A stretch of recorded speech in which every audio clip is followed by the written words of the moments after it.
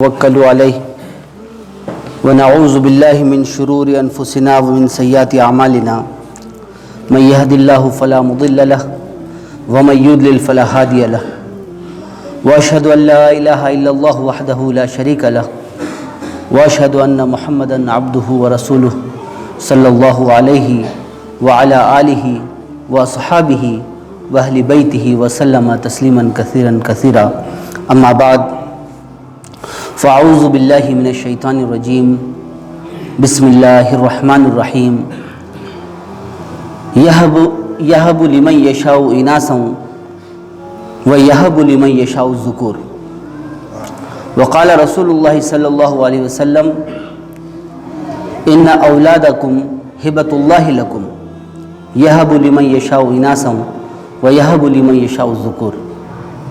او کما قال علیہ الصلوۃ والسلام۔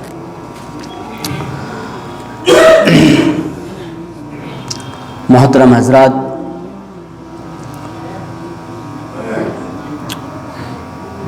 چند باتیں میں آپ حضرات کے سامنے عرض کروں گا، حالانکہ وقت کچھ زیادہ ہو گیا، لیکن انشاءاللہ وقت کے اندر اپنی بات کو مکمل کرنے کی کوشش کروں گا۔ حضرات دیکھیے، ہم اور آپ ایک ایسے دین کے پیروکار ہیں، ایک ایسے مذہب کے پیروکار ہیں، اور ایک ایسی ہستی کے ماننے والے ہیں، ایک ایسی ہستی کی تعلیمات پہ عمل کرنے والے ہیں کہ جس دین نے اور جس ہستی نے، یعنی جو اس دین کو لے کر آئی جو ہستی، حضرت محمد مصطفیٰ صلی اللہ علیہ وسلم کی وہ عظیم ہستی، تو اس دین نے اور آپ صلی اللہ علیہ وسلم نے کوئی بھی ایسا گوشہ زندگی کا نہیں چھوڑا کہ جس میں ہم کو کوئی رہنمائی نہ دی ہو۔ بہت اچھا۔ زندگی کا چاہے کوئی بھی گوشہ ہو، ہر ایک گوشے میں ہمارے پیارے آقا صلی اللہ علیہ وسلم نے ہماری رہنمائی فرمائی، ہم کو تعلیمات دی اور ہم کو سکھایا کہ ہم کو کس طریقے سے عمل کرنا چاہیے۔ لہٰذا اسی سلسلے میں چند باتیں میں آپ حضرات کے سامنے، ایک نو مولود، ایک مہمان جو ہمارے گھر میں آتا ہے، یعنی ایک بچہ جب ہمارے گھر میں پیدا ہوتا ہے تو اس کے تعلق سے ہمارا دین اور ہمارے پیارے حبیب صلی اللہ علیہ وسلم ہم کو کیا رہنمائی فرماتے ہیں، اس کے تعلق سے میں چند باتیں آپ کے سامنے عرض کروں گا، اور ان باتوں کو جاننا بہت ضروری ہے ہمارے لیے۔ دوسری ایک چیز یہ بھی ہے کہ ان باتوں کو آپ کے سامنے عرض کرنے سے پہلے چند باتیں میں اور آپ کے سامنے عرض کروں گا جو کہ اسی سے متعلق ہیں۔ میں نے قرآن مجید کی ایک آیت آپ کے سامنے پڑھی جس میں اللہ تبارک و تعالیٰ فرماتا ہے کہ اللہ تبارک و تعالیٰ جس کو چاہتا ہے بیٹے دیتا ہے اور جس کو چاہتا ہے بیٹیاں دیتا ہے، اور نبی کریم صلی اللہ علیہ وسلم نے فرمایا کہ ان اولادکم ہبۃ اللہ لکم، کہ تمہاری اولادیں اللہ تبارک و تعالیٰ کا ہبہ ہے، یعنی انعام ہے، اللہ تبارک و تعالیٰ کا یہ ہدیہ ہے، انعام ہے۔ اس لیے پروردگار جس کو چاہتا ہے وہ بیٹے دیتا ہے اور جس کو چاہتا ہے بیٹیاں دیتا ہے۔ لہٰذا ہمارے گھر میں جو بھی مہمان آئے، چاہے وہ بیٹا ہو یا بیٹی ہو، ہمیں خوش ہونا چاہیے، ہمیں خوش ہونا چاہیے۔ لیکن اس دور کے اندر دیکھنے میں یہ ملتا ہے کہ جو دور جاہلیت کی جو علامتیں تھیں اور نشانیاں تھیں اور جو جاہلیت کے اعمال تھے وہ بھی اس دور میں دیکھنے کو مل جاتے ہیں، کیونکہ عام طور سے ہم دیکھتے ہیں کہ جب بھی کسی کے گھر میں بیٹے کی پیدائش کی خوشخبری دی جاتی ہے تو لوگ بڑے خوش ہوتے ہیں، چہرے کھل اٹھتے ہیں، لیکن اگر بیٹی کی پیدائش کی خبر ان کو دی جاتی ہے تو چہرے اتر جاتے ہیں اور غمگین ہو جاتے ہیں، کڑھنے لگتے ہیں۔ دراصل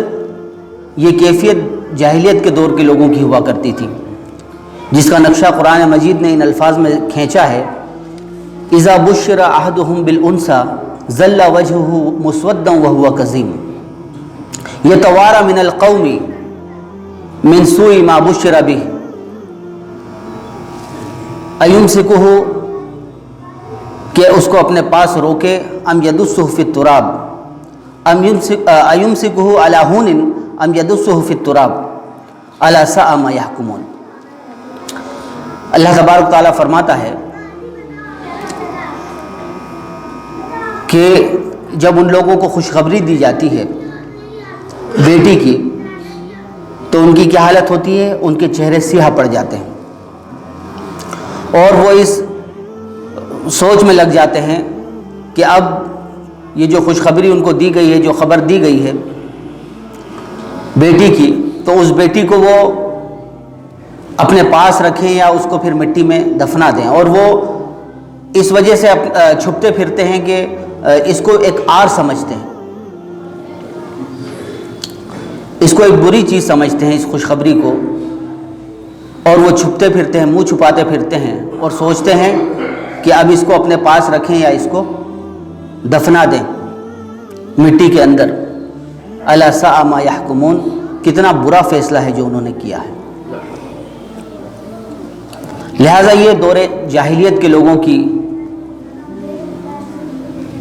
एक कैफियत हुआ करती थी जब उनके यहाँ बेटी की पैदाइश की खबर मिलती थी।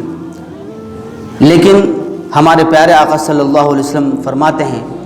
कि ला तकरिहुल बनात फ़इन्नहुन्नल मोनिसात अलगालियात, कि तुम बेटियों को नापसंद मत करो,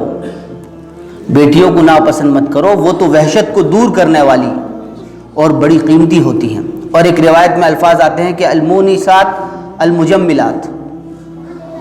यानी वो वहशत को दूर करने वाली हैं और जीनत बख्शने वाली हैं।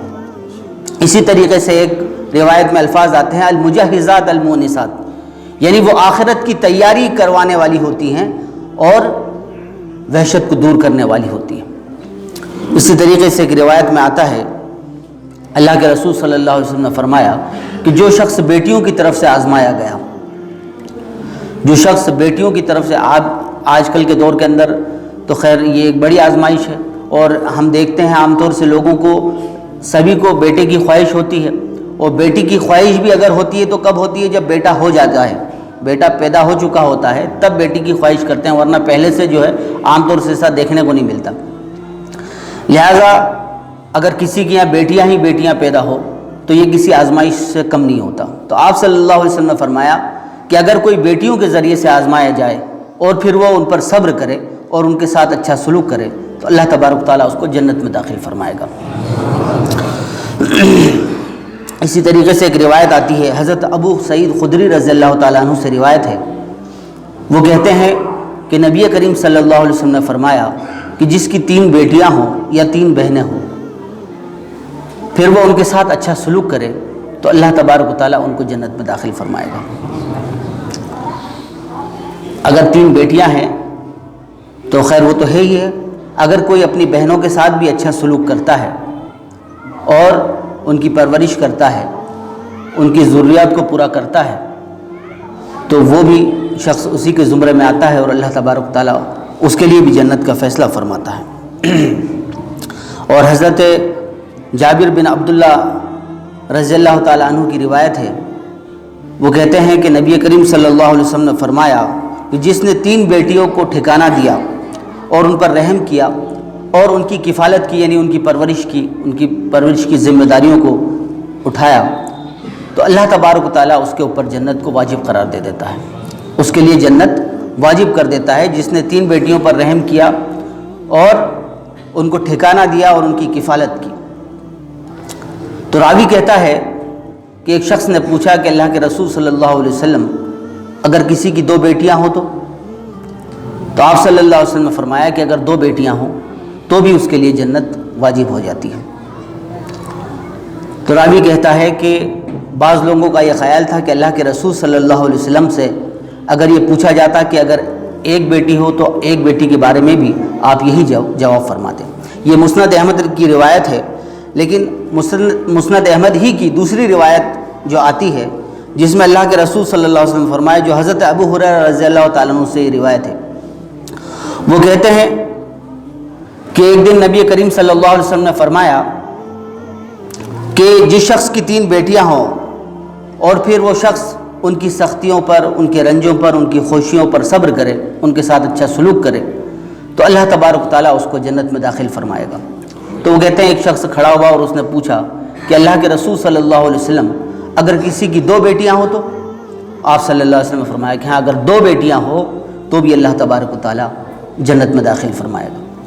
پھر کہتے ہیں کہ تھوڑی دیر ہوئی، ایک شخص پھر کھڑا ہوا، اس نے کہا کہ اللہ کے رسول صلی اللہ علیہ وسلم اگر کسی کی 1 بیٹی ہو تو؟ اللہ کے رسول صلی اللہ علیہ وسلم نے فرمایا اگر 1 بیٹی ہو اور اس کے ساتھ بھی اچھا سلوک اگر وہ کرتا ہے تو اللہ تبارک و تعالیٰ اس کو بھی جنت میں داخل فرمائے گا۔ تو یہ بیٹیوں کی فضیلت اللہ کے رسول صلی اللہ علیہ وسلم نے بیان فرمائی، اور اس سے بڑھ کر دیکھیے یہ کہ آپ صلی اللہ علیہ وسلم نے فرمایا کہ من کانت لہو انسا، اور ایک روایت میں ہے کہ من ولدت لہو انسا فلم یعیدھا ولم یہینھا ولم یؤثر ولدہ علیہا ادخلہ اللہ الجنہ، اور ایک روایت میں ادخلہ اللہ بہا الجنہ، کہ جس کی بیٹی ہو فلم یعیدھا ولم یہینھا، وہ اس کو زندہ درگور نہ کرے اور اس کی توہین نہ کرے، ولم یؤثر ولدہ علیہا، اور اپنے بیٹے کو اس کے اوپر ترجیح نہ دے۔ عام طور سے یہ ہوتا نا کہ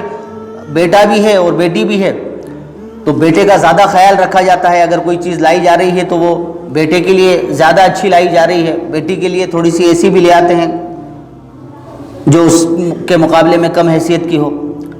لہٰذا اللہ کے رسول صلی اللہ علیہ وسلم فرما رہے ہیں کہ اگر کسی کی بیٹی ہو اور وہ اس کے ساتھ اچھا سلوک کرے، یعنی اس کی توہین نہ کرے اور اپنے بیٹے کو اس کے اوپر ترجیح نہ دے، بلکہ بالکل جیسے بیٹے کے ساتھ سلوک کرتا ہے بالکل ویسا ہی سلوک اس کے ساتھ بھی کرے، ادخلہ اللہ الجنہ، اگر وہ ایسا کرتا ہے تو اللہ تبارک و تعالیٰ اس کے عوض میں اس کو جنت میں داخل فرمائے گا اس بیٹی کے ذریعے سے۔ لہٰذا یہ معمولی بات نہیں ہے، بہت بڑی بات ہے۔ خیر، یہ تو باتیں وہ ہوئی کہ ایک بیٹیوں کی پرورش جب وہ چھوٹی ہوں اس وقت کی ہے، لیکن اگر مان لیجئے کہ ماں باپ نے بیٹی کی پرورش کی، وہ بڑی ہو گئی، اس کا نکاح ہو گیا، لیکن بسا اوقات ایسا ہوتا ہے کہ سب کچھ کر دینے کے بعد وہ بیٹی پھر دوبارہ جو ہے والدین کے پاس لوٹا دی جاتی ہے۔ تو ایک مرتبہ نبی کریم صلی اللہ علیہ وسلم نے صحابہ کرام کو مخاطب کر کے کہا کہ کیا تمہیں سب سے افضل صدقہ نہ بتاؤں؟ پھر آپ صلی اللہ علیہ وسلم نے فرمایا کہ سب سے افضل صدقہ وہ بیٹی ہے جو تمہاری طرف لوٹا دی گئی ہے، یعنی نکاح ہو جانے کے بعد اگر خدا نخواستہ کوئی ایسا واقعہ پیش آ گیا کہ شوہر کا انتقال ہو گیا اور وہ بیٹی واپس والد کے پاس لوٹا دی گئی، اور یا نعوذ باللہ طلاق ہو گیا اور اس کی وجہ سے وہ بیٹی لوٹا دی گئی اور اس کے والد کے سوا اس کا کوئی کمانے والا نہیں ہے، تو اللہ کے رسول صلی اللہ علیہ وسلم فرما رہے ہیں کہ جو بیٹی تمہاری طرف لوٹا دی جائے اور تمہارے سوا اس کا کوئی کمانے والا نہ ہو تو اس کے اوپر خرچ کرنا یہ سب سے افضل ترین صدقہ ہے۔ لہٰذا نبی کریم صلی اللہ علیہ وسلم نے بچوں کے تعلق سے تو یہ بات بتائی کہ ان کی پرورش کرنے کی کتنی فضیلت ہے، لیکن خدا نخواستہ اگر ایسا واقعہ پیش آ جائے کہ وہ بڑے ہو جائیں اور جوان ہو جائیں اور اس کے بعد لوٹا دی جائے اگر وہ بیٹی، تو اس کے ساتھ بھی حسن سلوک کرنے کا بڑا ہی اجر و ثواب ہے اور سب سے افضل ترین صدقہ ہے۔ یہ باتیں تو خیر بچوں کی پرورش کی ہوئی، لیکن زندگی میں مختلف قسم کے حالات سب کے ساتھ پیش آتے ہیں۔ کبھی کبھی ایسا ہوتا ہے کہ بہت سارے لوگوں کو بچوں کی پرورش کرنے کا موقع ہی نہیں مل پاتا، یعنی ہوتا یہ ہے کہ بچے پیدا ہوئے اور کچھ دن رہنے کے بعد بچوں کا انتقال ہو گیا، تو ایسے واقعات بھی پیش آتے ہیں۔ اب ایسے واقعات کے تعلق سے بھی نبی کریم صلی اللہ علیہ وسلم کی تعلیمات ہمیں ملتی ہے۔ ایک روایت میں آتا ہے، حضرت عبداللہ ابن مسعود رضی اللہ تعالیٰ عنہ سے یہ روایت ہے کہ نبی کریم صلی اللہ علیہ وسلم نے فرمایا کہ جس نے 3 بچوں کو آگے بھیج دیا، یعنی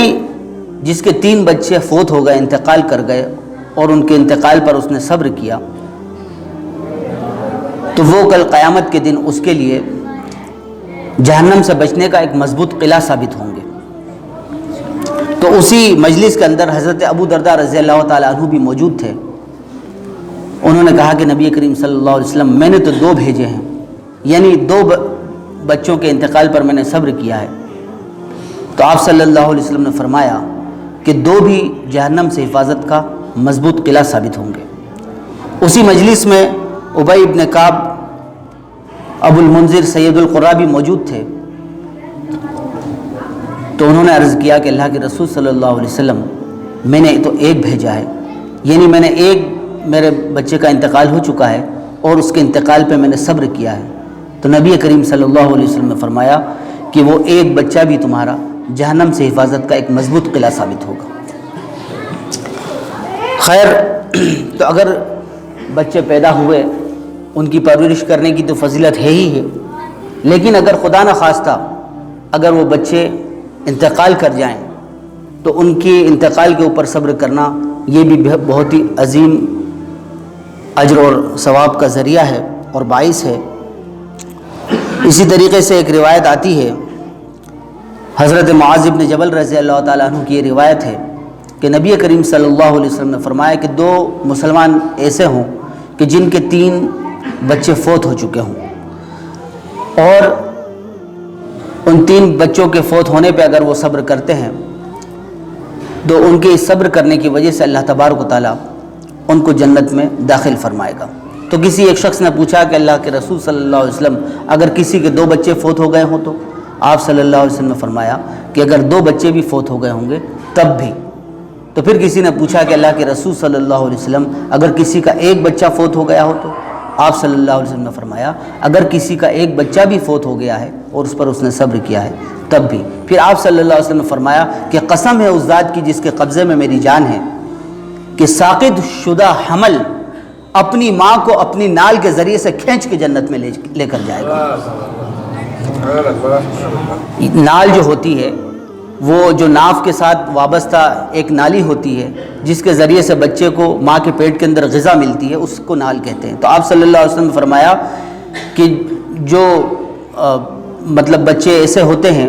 کہ ابھی مکمل نہیں ہو پائے اور ماں کے پیٹ میں ہیں اور کسی وجہ سے مسکریج ہو جاتا ہے اور ساقط ہو جاتا ہے حمل، گر جاتا ہے حمل، تو اس کے بارے میں بھی نبی کریم صلی اللہ علیہ وسلم نے فرمایا کہ ایک ساقط شدہ حمل جو ہے وہ اپنی ماں کو اپنی نال کے ذریعے سے کھینچ کر جنت میں لے کر جائے گا، جبکہ اس کی ماں نے اس کے حمل کے ساقط ہونے کے وقت صبر کیا۔ خیر، اس سلسلے میں ایک واقعہ بھی آتا ہے کہ دیکھیے یہ جو بچے انتقال کر جاتے ہیں بچپن میں، تو ان پہ اگر ماں باپ صبر کرتے ہیں تو بڑا اجر و ثواب ملتا ہے اور آخرت میں یہ بڑا ذخیرہ ہے۔ مالک ابن دینار کا واقعہ ہے کہ مالک ابن دینار کا تھوڑا سا تعارف میں آپ کو کرا دوں کہ مالک ابن دینار وہ ہیں جو سب سے پہلے تابعی جو ہندوستان میں تشریف لائے، اور چیرامن جمعہ مسجد کا نام شاید آپ لوگوں نے سنا ہو۔ چیرامن جامع مسجد یہ کیرلا کے اندر ہے اور کہا جاتا ہے کہ یہ ہندوستان کی سب سے پہلی مسجد ہے، اور ہندوستان میں سب سے پہلا جمعہ بھی اسی مسجد کے اندر پڑھا گیا۔ اگر آپ چاہیں تو گوگل میں چیرامن جامع مسجد لکھ کر دیکھیے گا تو آپ کو اس کا پورا بایو ڈاٹا مل جائے گا، پورا اس کا ویکیپیڈیا کھل کے آ جائے گا۔ خیر، تو یہ وہی مالک بن دینار ہیں۔ یہ کہتے ہیں کہ میں ایک فوج کے اندر تھا، ایک پولیس محکمے کے اندر تھا، اور میں شراب کا بہت زیادہ رسیا تھا، میں بہت شراب پیا کرتا تھا۔ لہٰذا کہتے ہیں کہ ایک مرتبہ رمضان کا مہینہ تھا، جمعہ کی رات تھی اور 15 تاریخ تھی رمضان کی، اور میں شراب کے نشے میں دھت تھا۔ تو یہ اصل میں یہ پہلے اپنا ایک واقعہ بیان کرتے ہیں مالک بن دینار کہ جب میں فوج میں تھا تو شراب کا میں رسیا تھا، اور اسی زمانے میں میں نے ایک باندی خریدی اور اس باندی سے نکاح کر لیا، اس سے بڑی مجھے محبت ہو گئی اور اس سے میری ایک بیٹی پیدا ہوئی۔ تو کہتے ہیں کہ وہ بیٹی سے مجھے بڑا انس ہو گیا، جب وہ گھسٹ کے چلنے لگی تو مجھے اور زیادہ اس سے محبت ہو گئی اور انس ہو گیا، اور جب بھی میں اس کو گود میں لیتا اور اگر میرے ہاتھ میں شراب کا پیالہ ہوتا تو وہ اس کو جھٹک کے گرا دیتی، اور اس طریقے سے میری زندگی اس کے ساتھ گزر رہی تھی۔ میں اس کو بہت زیادہ چاہنے لگا اور محبت کرنے لگا، لیکن 2 سال کا عرصہ گزرا کہ اس کا انتقال ہو گیا۔ کہتے ہیں مجھے اس کے انتقال پر بہت افسوس ہوا، اور ایسے ہی وقت گزر رہا تھا اور رمضان کا مہینہ تھا، رمضان کی 15 تاریخ تھی، جمعے کی رات تھی۔ میں ایک دن شراب کے نشے میں دھت تھا اور میری آنکھ لگ گئی، میں سو گیا تو میں نے خواب میں دیکھا کہ سور پھونکا جا چکا ہے اور قیامت قائم ہو چکی ہے، اور تمام مردے قبروں سے اٹھ گئے ہیں اور پوری انسانیت کو جمع کر لیا گیا ہے۔ کہتے ہیں ایسے وقت پہ مجھے اپنے پیچھے سے ایک آہٹ سنائی دی، تو میں نے پیچھے مڑ کر جیسے ہی دیکھا تو ایک اژدہا کالے رنگ کا، اس کی نیلی نیلی آنکھیں ہیں اور وہ منہ کھولے ہوئے میری طرف بڑھ رہا ہے۔ تو کہتے ہیں کہ میں نے جیسے ہی اسے دیکھا تو میں گھبرایا اور بھاگا۔ میں بھاگتا گیا، راستے میں مجھے ایک شخص ملا جو بوڑھا تھا اور صاف ستھرے ہوں، میں تمہاری مدد نہیں کر سکتا، تم آگے بھاگو، شاید آگے کوئی راستہ تمہاری نجات کا مل جائے۔ تو کہتے ہیں میں آگے بھاگتا رہا تو آگے کیا دیکھتا ہوں کہ آگے جہنم ہے، اور کوئی پکارنے والا کہہ رہا ہے کہ تم یہاں کے نہیں ہو، تم یہاں سے جاؤ۔ وہ کہتے ہیں میں وہاں سے پلٹا اور اژدہا میرے پیچھے تھا، تو جب میں پلٹا تو راستے میں پھر مجھے وہ بوڑھا ملا۔ میں نے اس سے پھر کہا کہ بابا مجھے اس سے بچاؤ۔ وہ پھر رونے لگا بوڑھا اور کہنے لگا کہ میں تو کمزور ہوں، میں تمہاری مدد نہیں کر سکتا، البتہ تم اس طرف جاؤ، اس پہاڑی کی طرف، اس پہاڑی میں مسلمانوں کی امانتیں رکھی ہوئی ہیں، شاید کوئی تمہاری بھی امانت ہو اور تمہاری مدد کرے۔ تو کہتے ہیں میں اس پہاڑی کی طرف بڑھا، وہ پہاڑ گویا کہ چاندی کا پہاڑ تھا، اور اس میں جگہ جگہ کھڑکیاں بنی ہوئی تھی اور اس میں پردے لٹکے ہوئے تھے۔ جیسے ہی میں اس پہاڑ کی طرف بڑھا تو ایک فرشتے نے آواز لگائی کہ دیکھو یہ شخص کوئی آ رہا ہے، ہو سکتا ہے یہاں پر کوئی اس کی امانت ہو، پردے ہٹا دو۔ تو وہ کہتے ہیں میں نے اس پہاڑ کی طرف دیکھا، اس میں جو روشن دان اور کھڑکیاں تھیں اس کے پردے ہٹا دیے گئے، اور اس میں سے بہت سارے بچے جھانکنے لگے، بہت سے بچے جھانک رہے تھے اس کے اندر سے، اور اژدہا میرے پیچھے تھا اور وہ میرے قریب آ رہا تھا۔ تو اچانک ایک بچہ چلایا کہ ارے دیکھو اس کا دشمن اس کے بہت قریب آ رہا ہے، سب لوگ جلدی سامنے آ جاؤ، ہو سکتا کوئی اس کی امانت ہو یہاں پر اور اس کی حفاظت کرے۔ تو کہتے ہیں کہ سارے بچے جوک در جوک جھانکنے لگے، اور اچانک میری نگاہ میری اس بیٹی کے اوپر پڑی جو انتقال کر گئی تھی۔ واہ واہ واہ، سبحان اللہ سبحان اللہ۔ تو اس نے جیسے ہی میں نے اسے دیکھا، اس کی نگاہ بھی مجھ پر پڑی اور اس نے کہا کہ ارے یہ تو میرا باپ ہے۔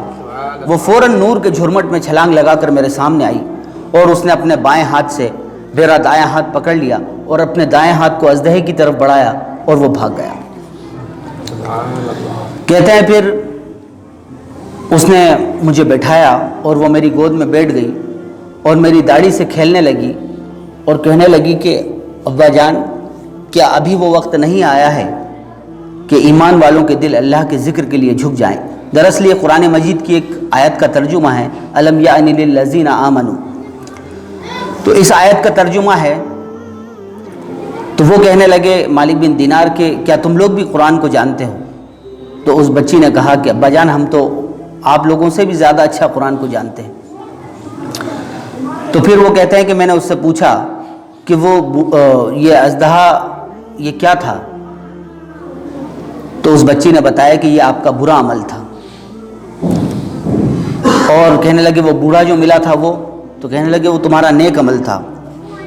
اور اس کو تم نے بہت کمزور کر دیا ہے، اور یہ اژدہا جو تھا یہ تمہارا برا عمل تھا، تم نے اس کو طاقتور کر دیا، اور تمہارا نیک عمل تمہارے برے عمل کا مقابلہ نہیں کر سکتا۔ پھر وہ کہتے ہیں کہ میں نے اس سے پوچھا کہ تم لوگ یہاں کیا کرتے ہو؟ تو اس نے بتایا کہ ہم مسلمانوں کے بچے ہیں اور ہم یہاں رہتے ہیں، اور ہم قیامت تک یہاں رہیں گے، اور ہم تمہارے انتظار میں ہیں، جب تم یہاں پر آؤ گے تو ہم تمہاری سفارش کریں گے۔ سبحان اللہ سبحان اللہ۔ خیر یہ واقعہ تھا مالک بن دینار کا، لیکن اسی ضمن میں ایک حدیث بھی ملتی ہے جو مسند احمد میں ہے، اور بعض صحابہ کرام سے مروی ہے کہ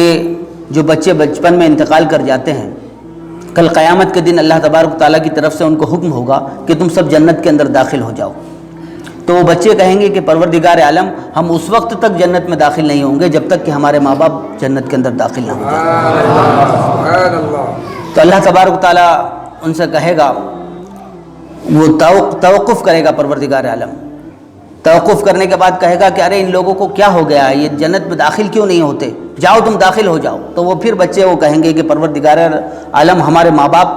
یعنی ہمارے ماں باپ کا کیا ہوگا؟ تو پھر پروردگار فرمائے گا کہ جاؤ تم اور تمہارے ماں باپ سب جنت کے اندر داخل ہو۔ سبحان اللہ۔ خیر، تو اگر اولاد فوت بھی ہو جاتی ہے تو اس کے اوپر صبر کرنا چاہیے، اور اگر صبر کرتے ہیں تو اس کا بڑا اجر و ثواب ہے۔ وقت زیادہ ہو رہا ہے اور بات اور زیادہ لمبی ہو جائے گی، حالانکہ اس سلسلے میں بہت ساری باتیں ہیں جو آپ لوگوں کے سامنے عرض کرنی ہے۔ ایک چیز آپ کو میں آخر بتا کے اپنی بات ختم کرتا ہوں کہ جب بچہ پیدا ہوتا ہے تو 6 چیزیں ایسی ہیں جو ہم پر عائد ہوتی ہیں۔ ایک تو اس بچے کے کان میں اذان دینا، دوسرا اس بچے کی تہنیک کرنا، تیسرا اس بچے کا نام رکھنا، چوتھا اس بچے کے سر کے بال منڈوانا، پانچواں اس بچے کا عقیقہ کرنا، اور چھٹا اس بچے کی ختنہ کروانا۔ لہٰذا یہ ان کے باقاعدہ اصول ہیں اور احکامات ہیں شریعت میں جو ہم کو دیے گئے ہیں اور بتائے گئے ہیں۔ انشاءاللہ ان کی تفصیلات آگے بیان کی جائے گی۔ اللہ تبارک تعالیٰ کہنے سننے سے زیادہ عمل کرنے کی توفیق عطا فرمائے۔ وآخر دعوانا الحمدللہ رب العالمین۔ Subscribe now and press the bell icon. Never miss an update.